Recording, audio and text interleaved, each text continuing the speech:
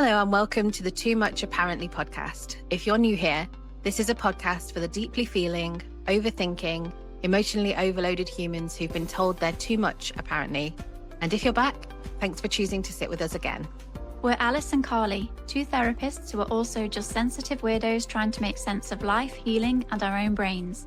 This isn't a professional advice podcast.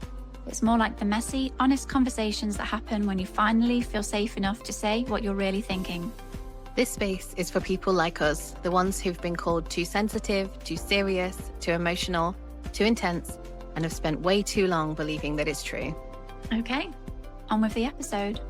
Today we're talking about being too busy to have fun. When did rest become something you have to earn? The guilt of doing nothing, the scheduling of spontaneity, the constant feeling that you should be doing something productive. So we're unpacking busyness, but not just in the just do less way, because that's not helpful when your nervous system is wired for hypervigilance. It just becomes a strategy, a way to stay safe, to prove you're worthy, to avoid uncomfortable feelings. If you've ever felt guilty for resting, cancelled plans to work, or genuinely forgotten what you do for fun, this one's for you. Let's get into it. Well, how much do you relate to the title of this episode, being too busy to have fun? Very much. Okay. Very, very much. Very much. The way that I think about it is that autistic me is not interested in fun. Autistic me is not interested. I feel like I see lots of accounts of like autistic joy and it's all colourful and, playful and stuff like that.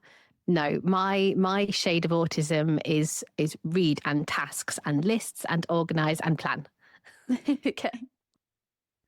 And you don't find that fun? I do find that fun. I think part of me finds that fun. And that's why I can forget to have fun.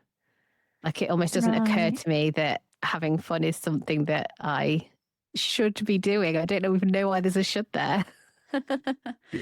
Well, I feel like I wanted to check in on that because I can find organising things fun, which someone else might think of as busyness or being productive, but I can actually get a lot of enjoyment out of that as well. So I thought, I just wanted to check in. Does that then not feel fun? Because if it feels fun, then you are having fun. Yeah.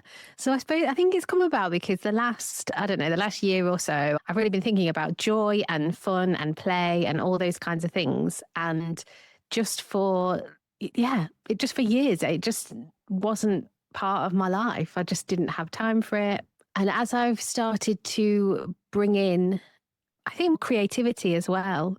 So last year I did, someone was doing like little 15-minute creative sessions like on Zoom. One of them, she came with some paint samples and the task was to name, like, how paints have like colours. Do you know what I mean? Like if you go and choose paint for your walls, it's not just called like white or green. Like you'll have like the apple green or something like poetic paint names. Yeah.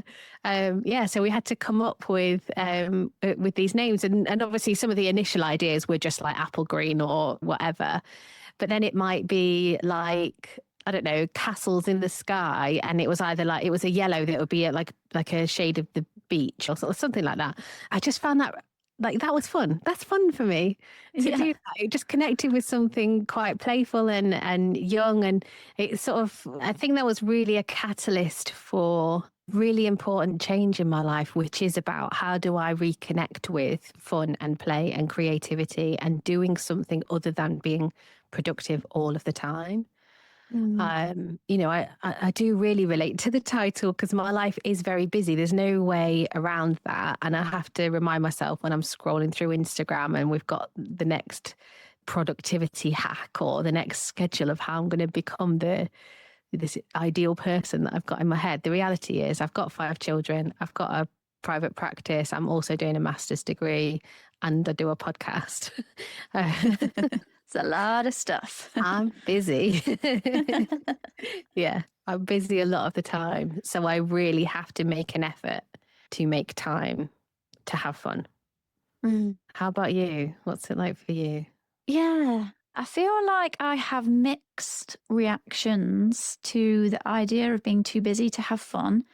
Because on the one hand, I don't relate to it. And then I think in another way, I do relate to it. For yeah, for different reasons. A lot of it is coming down to feeling, I think, rather than specific thoughts. And I think that's why I'm finding it difficult to articulate what I mean. Mm. But there's a felt sense of feeling too busy to have fun.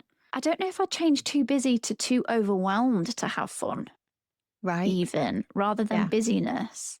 Because I've spent quite a lot of time really trying to have a good balance Mm. because of how much I need that balance. So I do create a lot of time for what I find fun and for me time. And I definitely have lots of times throughout the week, largely in the evenings, where I'm just doing something that I find fun, usually something creative that I'm just doing of an evening whilst watching TV. But I also, busyness leads to overwhelm, leads to struggling to kind of have fun, struggling to really feel settled in my body in order to be able to do some of the things that I want to do. It's making me think of different types of fun. And I think maybe what I mean is I do create space for certain types of fun. And I could say, I feel like I could even have an abundance of that type of fun. And I'm doing really well there. But I think there are other types of fun that get neglected because maybe they're more Okay. high effort or it involves more planning in order to be able to do that type of fun, which then I think I struggle to do. So I feel like my answer to that is like really quite complicated rather than, oh, yes Mm. or no. But yeah, that's what I'm thinking of. I'm really interested about. So when I was thinking about this episode, I was thinking, I don't think Carly struggles with this because Carly's always having fun. Like every time I go round to your house, you've made something new. Um, yeah, so I kind of see it as you do invest time in being creative and having fun in that way. But I'm really interested in the other ways. So maybe the fun that you're not having. Yeah, I think I'm really good at having quiet fun. Yeah. And the loud fun, Mm. I think, is what gets neglected. And I'm really thinking of this as I am talking. So if it sounds a bit not well formed, I don't really think it is.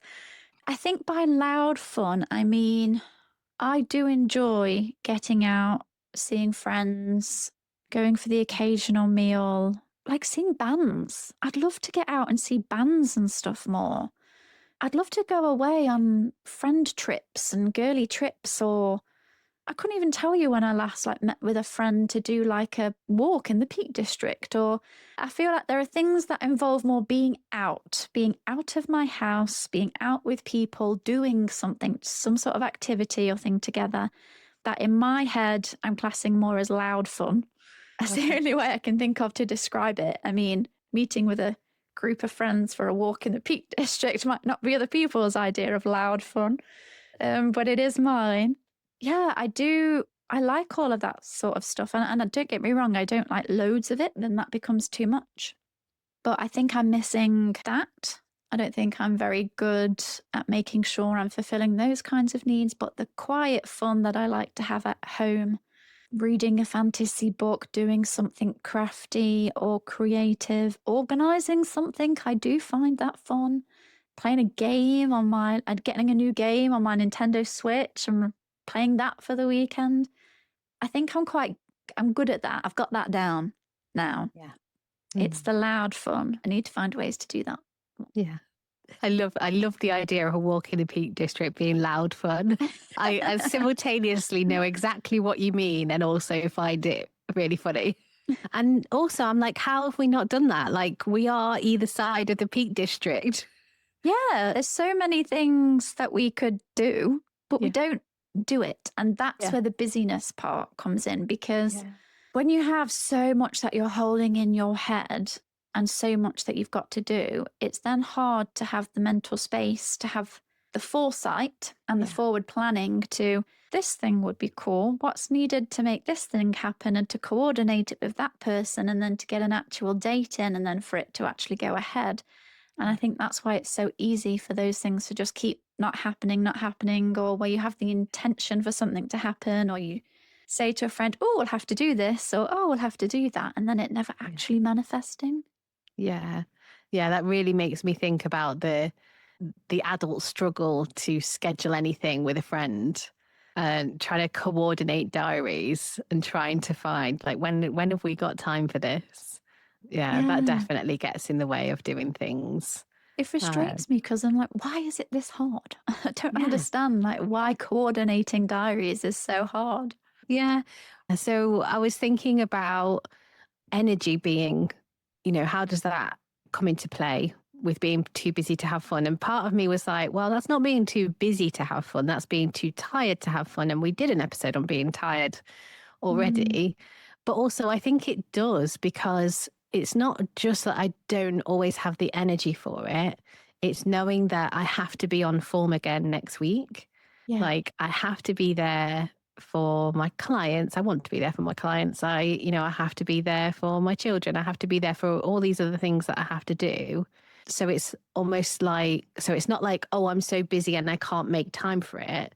It's the other way round. It's, I can't make time for it because I'm going to be so busy Yep. and I can't use up these spoons on, energy that I need to save for next week. And Mhm. that's really frustrating and that can be really boring. Yeah, but it's a real issue, isn't it? When you know that your days are busy, you're almost trying to preserve your energy for the energy you've not spent yet. Mm-hmm. And it stops you from doing things in the now. Anyone that knows me will say, please don't schedule anything on a Sunday afternoon or evening. I absolutely don't want to be doing anything, having to go anywhere on a Sunday afternoon or evening, unless the next week's annual leave. Like, I'm not going to be there. Whereas other people would be like, oh, do you fancy going out for a drink Sunday evening? You would be like, oh, yeah, no problem. Even though they're up at work the next day, they wouldn't even bat an eyelid at that. Whereas, yeah, oh, no, thanks. I'm gonna say no to that. But Yeah. that's where you can't separate tiredness from busyness because then they're going to go hand in hand, whether that's I'm too tired or that's going to make me tired. Yeah. So you end up having to decline. And then once again, you're not able to do those things. Yeah.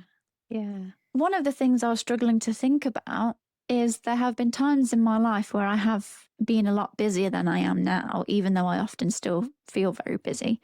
But, there was a time when I was doing my psychotherapy masters whilst also working as a nurse and then trying to do your placement hours that you have to rack up as a therapist, as well as everything else that carries on in life. And I'm trying to think, what did I do then? How did I manage doing all of that? And did I create space for fun? I'm not really sure. I mean, I did burn out and have to take a year out. So obviously it was a lot for me. Mm. But it probably comes down to a similar thing. I think I've been good at cultivating still the quiet fun and getting out less. And even though I am a real homebody, I love being at home. I can very easily be at home probably for a long period of time. And I have to remind myself that it's not actually healthy to be in this much Carly. You will feel better if you get out. That I think it's easy for me in those moments of busyness to retreat more into being in my home rather than making or trying to make an effort to be out in the world. Yeah, I can really relate to that. I'm a definitely homebody, hermit even, I would say. Yeah, I'm most comfortable at home, but I'm also realizing how much I need to be out. So in December, I set myself a challenge. I don't know if I talked about it on the previous episodes. I set myself a challenge to walk for 40 minutes every day for 40 days for my 40th birthday because I'm 40 now. And that was really interesting to do that. And I even did the same walk every day. So when I started it, I was like, you can't just walk around that same park every single day. But that is pretty much what I've done just to fit in around the rest of my life. But even that's been really interesting. Like, most people that walk there are dog walkers. So I see all kinds of different dogs every day. And just like the changes in nature. Like one day I went and the lake was frozen over, so all the ducks were stood on the ice, and I was like, that looks really cool. I'm going to take some pictures of that. And Mhm. different time of day, so I love to go when the sun's setting, and just the different colours. So different sunsets on different days, there's the different colours. So yeah, that feels really important. I think I forget that I enjoy having fun or getting out or doing something different. So last year I went to a few gigs. So I went to the Lola Young one. I think that was in March. And I went to that and it was so good. It was so good. And I kind of came out of that feeling like, how have I lived without, this feeling of being jostled around in the crowd and, the music's so loud, you can feel it in your bones and, screaming along to the songs at the top of your lungs. And it just made me feel alive. Mm. That felt really good. And I did that a couple more times. So yeah, that feels really important to me. I think I just so easily get caught up in what needs doing. Mhm. So I do like to kind of loop back to what you were saying before about, is it fun? Like there is part of me that wants to say yes. Like I could definitely have fun. I could probably have fun filing for an afternoon if I was able to color code it, right? Yes. Yeah. I could Yeah. probably just sit and quietly enjoy that, rearrange my books in alphabetical order like a little librarian. I could definitely have. The I way you could, said that then, like a little librarian. I could definitely have fun doing that. But it's like I forget all the different ways to have fun and actually the different ways that I need to have fun. That there is a very studious and organized part of me that likes things to be just so and likes things to be nicely planned. But there's also a wild side of me that feels like a bit of a strange word to use, but there is. Part of me is like, can you describe yourself as wild if you're a therapist? Well, I'm gonna, Oh, yeah, yeah. I'd love describing myself. I have a wild yeah, side, but it might be a different wild to other people's wild. yeah, yeah. When I think of wild, I think of me dancing in the forest. I don't know. Yeah. That kind of wild. Yeah, yeah, yeah. I guess I just think about like just letting my hair down, and it's not like so. Part of me has got an image in my head of like being off my head on drink and drugs, or so. Like it's not, Okay. it's Not that it's not kind of like that. wild. Like I don't think when I went to any of the gigs I had any alcohol. I didn't feel like I needed it because I was just having so much fun. But yeah, just like letting your hair down, letting go of the lists, letting Mm. go of what needs doing tomorrow of being in the moment, really being in the moment. There's nothing like that feeling of being in the moment and listening to you kind of like being high on life Yeah. and just feeling really connected. Well, for me, anyway, I think that high on life feeling more comes from feeling really connected with people around me or connected with my environment and the planet and my surroundings. But it's a really nice feeling that we need to have a lot more of. Yeah, I'm kind of holding two things here. One of them is some people genuinely have crazily busy lives where it is very hard to find time for fun. And then I think there are those of us where, yeah, we are busy, but the reason we don't have time for fun is where we're maybe prioritizing how we're spending our time and fun gets put to the bottom of the list, where actually we could find more time for fun if we were okay with letting some things slide or not being as on top of things. And then I guess the third thing that I'm now thinking is for those of us where the busyness is self created, where we have grown up with a value of what it means to be productive and maybe fun not being in the category of productive. And we create our busyness because we're not able to take that step back and do other things that don't feel like a productive use of our times, that kind of more than compulsive busyness, which I don't know about you, but I see that side a lot. I see it in people in my life of friends, family, people I work with. Articles are written about it all the time. I think the one that gets spoken about the most is this constant need to be productive and struggling to stop. Yeah. Do you relate to that? No. Okay. Yeah. See, it was interesting because No. you listed out your three categories and I was like, oh, yeah, I'm that one. Oh, I'm that one. Oh, I'm that one. I'm all of them. Yeah. So I feel like I fit into all three somehow.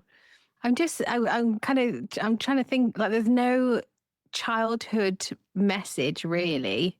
So when I look at my parents, do they have fun? And they definitely did have fun.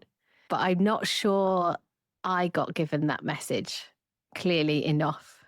I Mm. think because I was praised so much for being clever and for reading that, yeah, I just have this default setting of that's what I'm supposed to be doing is being studious, even if I'm not studying. Does that make sense?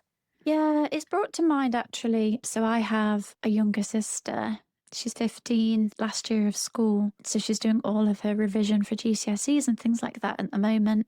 But a couple of times I've kind of heard my dad say, let's try and get all your revision like smashed out in the week so that we can have fun on the weekends.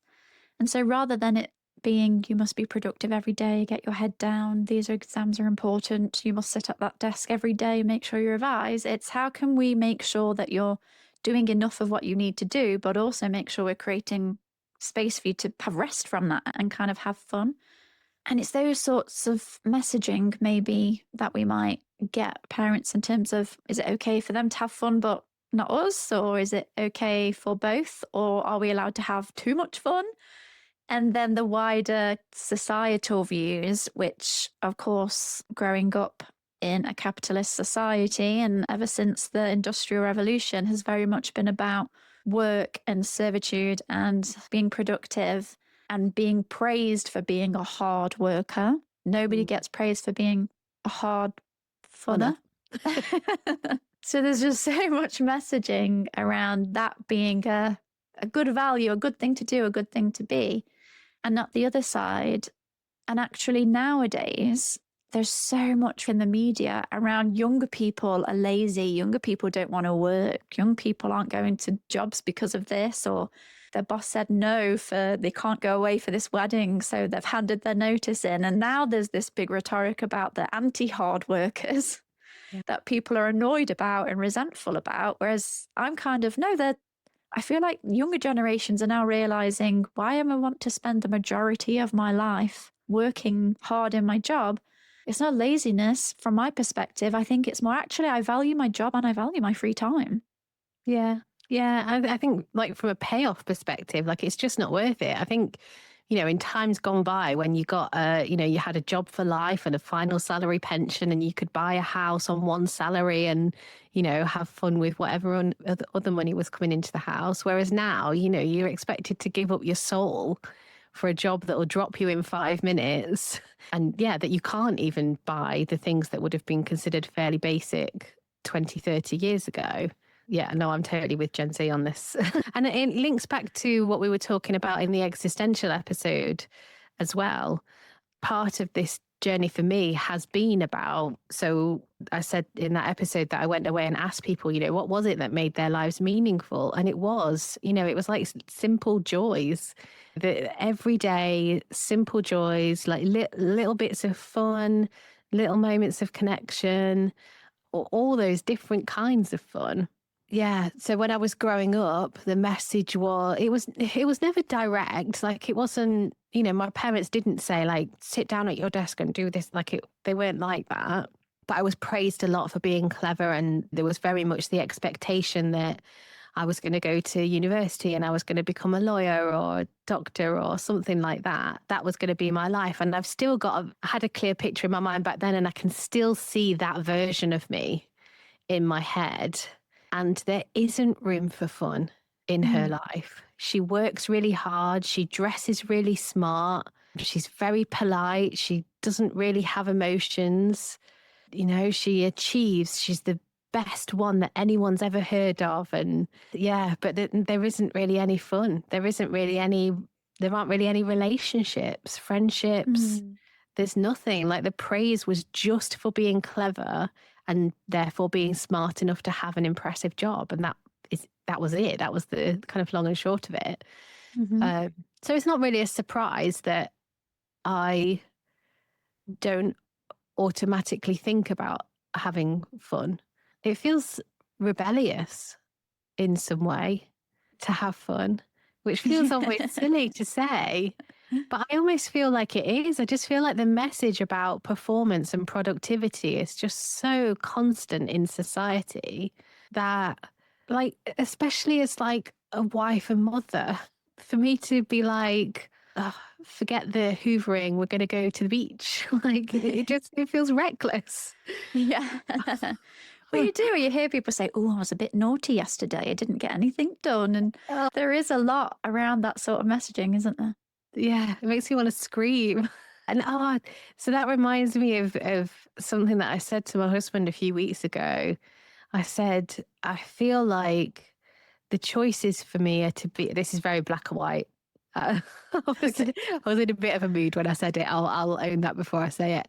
But I said, like, I feel like my choices are to be like a failure as a woman or to be like the stereotypical nag. Like either I've got to be so like if I want to achieve everything that a woman is expected to achieve, I have to work myself so hard that I become resentful and bitter and not very Mm. nice to be around and resentful of anybody else having fun. Or I can't do it, or I can't stay on top of the housework, or I can't be the outstanding businesswoman that I could be, or I can't be the perfectly attuned gentle parenting mother that I really should be by now.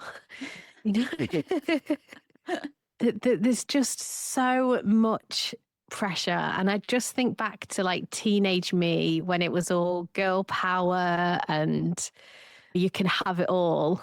And yeah, just realizing now, like, no, there's Mm. just way too much pressure, way too much pressure. And so, yeah, so it feels like a rebellion to reclaim some space for fun and not feel guilty about it. Because I think that's a massive thing that I hear a lot of. And, both in my practice and in society, is women in particular. I don't think I ever hear men talking about this. Women in particular feeling guilty for taking time for themselves. Massively, massively. And that's the thing that comes up so much for people, particularly the third group of people that I was speaking about. You said group, you relate to all of them. So maybe everyone's just in one big group. But when you can't feel okay unless you have been productive to a certain level or you feel guilty, yeah, it just comes up so much. And I think that's why I struggled a little bit with this episode about my relatability, because I would say over the years, it's something that I have found. I want to be very clear, what I'm about to say isn't directed at like everybody or people that I work with or anything like that. Actually, it's more like I can hold compassion and empathy for people I work with, but I can't for people in my life. I do get a bit irritated actually sometimes when people are perpetually keeping themselves busy and not taking time for rest, or they would feel guilty. And I kind of just want to, I don't know, I kind of just want to like shake people and be like, come on, like life is so short. And I guess people are just different. But when a friend says to me, oh, I've got a week off work next week, and I'm thinking, oh, that's nice. How are you using your week? And someone says, oh, I'm using it to redecorate the whole house. I'm kind of thinking, that's not a week off. That's not a week off. Yeah. But I know those same people, if they didn't use that week off for something, if they went back to work with nothing to tell people what they did with that week off, that's a waste, and that's not a good thing. If you can't say, I got this done during my week off, then that's bad. And it's so hard for me to wrap my head around that. Yeah. Yeah. My brain's just doing that thing where it tries to run off in 3 different directions. And I'm like, I can't go after all 3 of you. Yeah. I think I'm getting stuck because in my head, I'm thinking about people that are busy to avoid their emotions. And also, it sounds like that's what you were talking about is slightly different. That it's about, feels like it's caught up in judgment from others. So, what are other people going to think about what I did with my spare time? Yeah. And I don't think I relate to that one so much because I think, like I said in the boring episode, like I don't really care what people think about what I do with my time. I don't really care. Just to clarify, the episode isn't boring. Oh, what is it? No, because the way you said that, like, well, I spoke about that in the boring episode. Like, that's a boring one. Don't bother listening to that. Rather than an It is far too episode. boring, though, isn't it? It's Too boring. is that too boring to have? I can't even remember what I it think it is. might be too boring to have fun. I think it is. Yeah. A boring episode. It's the way you said it. Like, it's not boring, guys. Listen to it. But yeah, I don't really care what people think. If people think I'm boring, I'm not bothered about that. If I'm enjoying my time, that's what matters to me. But yeah, again, I do hear people talking about what other people are going to think about what they have or haven't done with their time. Yeah. Well, we're kind of talking through now reasons as to why people might struggle with this in the first place. Yeah. I noticed in preparation for the episode, you kind of wrote down some core ones, and maybe we could have a look at some of those. The two that really stand out for me, or what came to mind when you were talking about people that create busyness, are the first one that comes to mind is avoiding emotions. Mm, That's what I often think about. It is busyness as some kind of avoidance. yeah. I think particularly with those who are prone to anxiety, anxious thoughts, ruminating, head not being quiet, I think keeping Mhm. busy can be a way to silence the mind. Yeah. And I think about that with when people struggle to sleep as well. It's Mm, like, so when you lie down and your brain's just going and going, like, how do you switch from going and going and going all day to being asleep? Like, there needs to be some kind of bridge. And that's where the emotions start to, or the thoughts start to come up. And I think that can be overwhelming then, can't it? If you've been running for so long to avoid this emotion, yeah, at some point you've got to stop and it is going to come up. mm, And yeah, I like doing that work in therapy. I think that's some yeah. of my favorite work to do, Yeah, is I'd to agree show with that. people actually how safe it can be to feel emotions, to kind of like dip into it a little bit and then come back out of it. Or, yeah, I love doing that work. Yeah, well, because if you do keep yourself busy, firstly, any time you stop, the emotions you're avoiding will make themselves known. Yeah. And secondly, if it's more about anxious rumination, your brain not stopping, kind of going round and round, then you can't develop the skills to quieten that, Yeah. to be less in your thoughts if you keep using, but you're going to have to stay busy forever, Yeah. or you will always have the problem. Yeah. And so these are great techniques. Like they work. There's a reason why so many of us Yeah. do it, but it's about recognizing, okay, but you will then have to stay busy forever. Yeah. And also, there's really a loop there, because I know for me in the past and for other people I know, it's often then like, oh, well, I'll deal with it when XYZ, and XYZ never comes, or it does come, but then the next thing comes in to fill the space, because that's the strategy, is staying busy. So you're always going to find ways to stay busy unless you intentionally create the time to feel the feelings. Mm-hmm. Yeah, so Yeah. that's the first one that comes up for me. So the other one that comes up for me is about the proving your worth, is really tied up. Well, I guess the image that I was saying about before is about being the good girl, is about being there. And I don't just see this in women, I do see this in men as well, but is, yeah, being that compliant child, that doing the right thing, not getting told off, being a good girl, being a good boy. And so constantly pressing to like do the next thing, the right thing, being impressive, Yeah. things like that. And what I see a lot of with that group of people is they very rarely stop when they've achieved something. So No. they never really get the payoff of what they're working hard towards. It's like as soon as they've finished what they can do, they're on to the next thing. So there's no celebrating like the mark that they got on that essay, or the grade that they got for their degree, or, it's, yeah, on to the next thing. Yeah. And Yeah. that is one of the points that I relate to the Mm, most in terms mm, of busyness, mm. because anyone that knows me will always say, and what is it you're doing now? Because I'm always on to the next thing. Excellent. I think I stay very busy intellectually rather than in terms of physical things that I'm doing around the house and that kind of stuff. I'm Mm, quite happy to let washing pile up. But the next course I'm going to do and do very well, that is mm, definitely where this episode I relate to.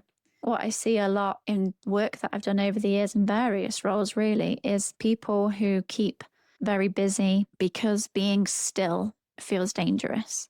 I think if you grow up in a home that you might describe as traumatic, where you grow up in chaos, where there is no quiet, where there is no stillness, then conversely, stillness and quiet can feel very threatening to your nervous system because it's something it is not familiar with. And so you can end up keeping busy or even creating chaos, creating more problems for you to solve or more things to do. Anything really to avoid feeling still. Yeah. Yeah. Almost like creating, like even in creating chaos, it's like creating predictability because it's chaos you've created. So you kind of know what to expect rather than just sitting in that silence and feeling like, when's the other shoe going to drop? Yeah, absolutely. I'd say the other reason people might struggle with this is control, feeling a need to be in control in a way that is, well, nearly always anxiety driven. So, kind of anxiety driven control, whereas we can feel safe and comfortable in ourselves when we have this illusion that if we just work hard enough, we can control the outcomes, we can stop something unexpected happen. If we struggle to sit with uncertainty and we have a lot of what ifs, then that can present itself as compulsive busyness, compulsive productivity. Yeah. Yeah. Just actually, one thing I want to add into that, and you touched upon it a bit, but I think this is really important. For many of us, particularly our generation, we grew up with very busy mums, mums who didn't sit down and take 5 minutes for themselves. And I also think when you have grown up in a household where your mum didn't stop because they carried all of the childcare labor, all of the domestic and homemaker labor, also our generation more likely to also be having a job at the same time as taking care of every single thing that women hold, all the mental load of everything that needs to happen with kids in the house. That level of busyness means many of us, and I certainly know I did, grew up with a mom who did not stop. Yeah. So if we've grown up with that modeling from our parent, not their fault whatsoever, but that's kind of what we observed and kind of grown up with, then we also inherently then have the message that as women, like we don't stop. We have to do everything. Yeah. Yeah. I think I really thought that the conversation had shifted or that life had moved on or that we see things differently. And I feel like there is a degree of that, but also I think it's exactly the same. I just think it's exactly the same. Like I think all of those like mumstagrams, where they've got pristine houses and they're doing all these wholesome activities and day trips and, whatever else. It's just there again, just this impossible expectation. And I actually think it was part of the relief of starting my master's was really having to accept that I can't keep on top of everything anymore. Like I can't, like it is literally impossible for me to do that. Yeah.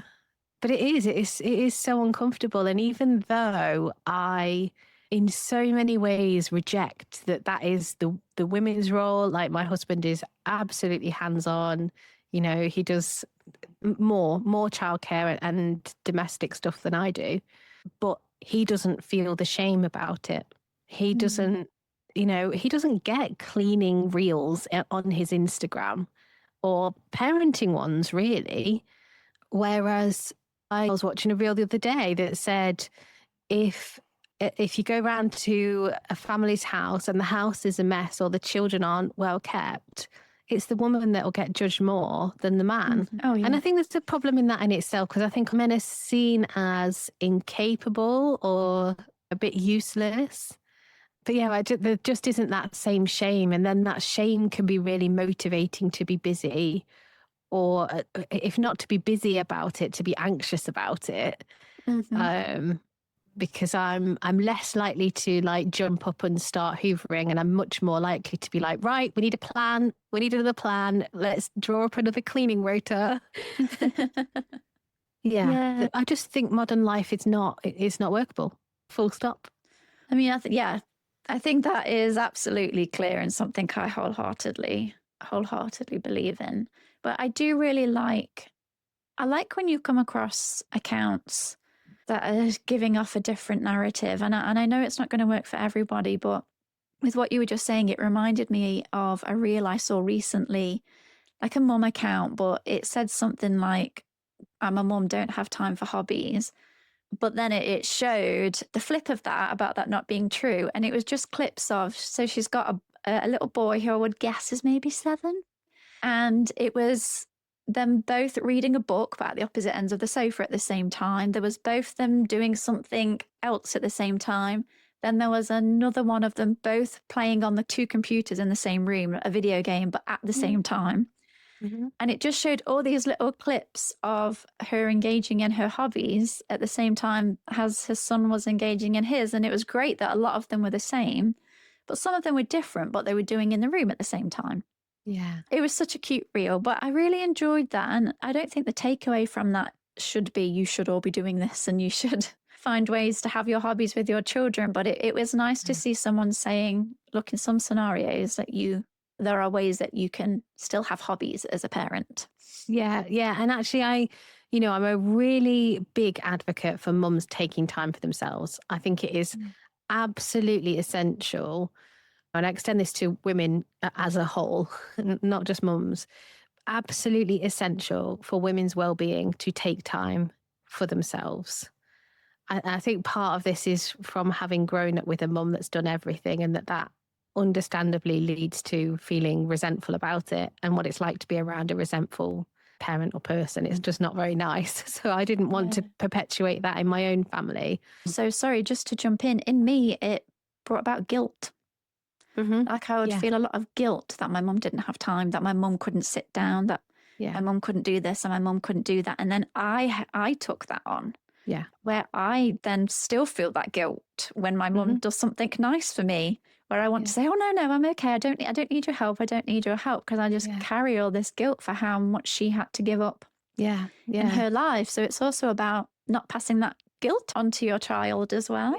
Yeah. So I do think it's really important to do that. There is like, the video sounds so nice, and there is the really cynical part of me that's just like, well, it's fine if you've got 1 kid, try doing that with 3. Of course. My older 2 are adults, so they'll do their own thing, but trying to do it with 3 that have got completely different, and it's not always like that. Like sometimes, we will all do something really lovely together, and those moments are great. But no, I'm a massive advocate for women intentionally, as an act of anti-patriarchy, taking time for themselves, modeling to, and not to make it another thing that women should do, but modeling to men and to children that women are allowed to take time for themselves.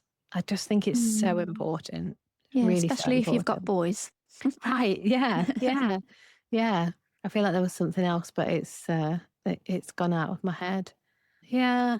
I kind of feel hustle culture's died out a little bit. I feel like at the start of the pandemic, I feel like hustle culture was huge.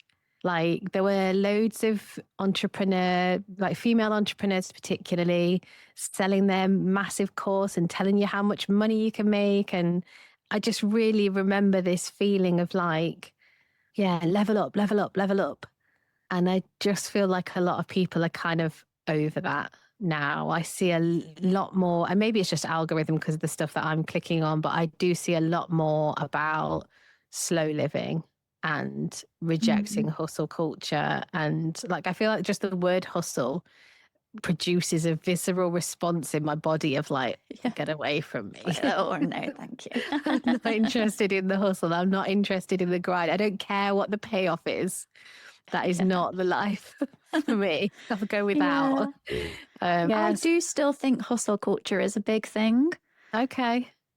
But I think there's a counter to it now. I think before there wasn't a counter and everything was hustle culture. Whereas I still think it's still very strong in that community. But I think there are other voices now. And I think those voices are getting louder, and we are a part of those voices. Right. Yeah. Well, I suppose I'm thinking about some particular people, and every single one of them, after the sort of, it was kind of 2019, 2020, maybe tipping into 2021, every single one of them has reached a point of burnout. Yeah. Not any of them have been able to sustain that. And I feel angry about that sometimes. Because then they've found different ways to come back and be like, oh well, you can give me your money this way, or you can give me your money this way. And I know, they're just trying to live their lives. They're just trying to achieve their dreams. That's fine. But I don't like the manipulative marketing that can come in that adds to this feeling of, yeah, you've just got to work harder, work harder, work harder. I don't think that's what it is. I don't think that's what makes people feel fulfilled. Don't get me wrong. I think, having grown up with not a lot of money, I know what that's like. And money does help. It absolutely does Oh, yeah. help. In terms of happiness, it does to an extent, but it's not the be all and end all. It's not. And I think that's kind of how I was raised in a way. It was like, if you can have this fancy job and earn a lot of money, you'll be happy. But I think what I find is people that do that, so they do earn a lot of money, but they're still not. They still don't Not feel happy. how they want to feel. And I think this is so to kind of go back to the title of the episode about being too busy to have fun, I have to purposely remind myself that there is no place that I can work myself to that will feel fun. Yeah, or we're like, and now I get to have fun. Yeah, there is. Yeah, that place is never going to arrive. I have to purposely choose it. I have to Yeah. make space for it. And I don't have to earn it. I don't have to earn the No. fun. I could just have the fun, and the busyness will always be there. And the same with rest. You don't have to earn Yeah. rest or have rest be your reward. Yes. Yeah. Yeah. And so I think the other thing that plays into this for me, and I think maybe this is an ADHD thing, is like not being able to manage my time very well, or like by which I mean, not that I'm late for things because I'm too anxious about being late, so I turn up early, but I underestimate how long things are going to take me. Mm-hmm. And then I can take on way more than I think I can handle. So then I'm Yeah. so busy because I've committed to so many things. And then there's not a lot of time. Or if there is any time, I'm exhausted. I'm too exhausted to have any fun. Mm-hmm. And then there's just Yeah. Emmerdale and Coronation Street. That's it. Yes. Yeah. It's like I've often been described, and I don't even like this saying, it gives me an icky feeling, but I've been described as someone who has their fingers in a lot of pies. That is an icky saying, isn't it? Yeah. Don't like it.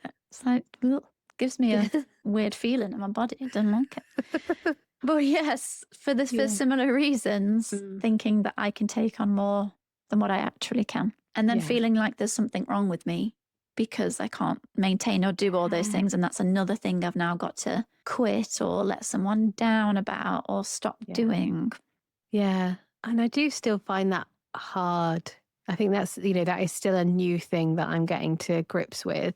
Like I'm definitely in a space at the moment where I know I can't take on anything else. I cannot take on anything new at the moment. Yeah. But it is helpful when we can realize that. Yeah. Yeah. But also what I've got in my head is, but wait till it's spring. Wait till it's spring and the days get longer and your circadian rhythm is different because there's more sunshine. You're going to take on something else. And then it's just about compassion, isn't it? Then it's about having compassion for myself, that this is something that is a struggle for me because I just get so excited about things. Yeah, well, there's so many cool things that you can do and learn about. I mean, if I had more time, there would be, well, more time and money. There would be so many things that I would do that I would love to learn. But I think what you said earlier was really important.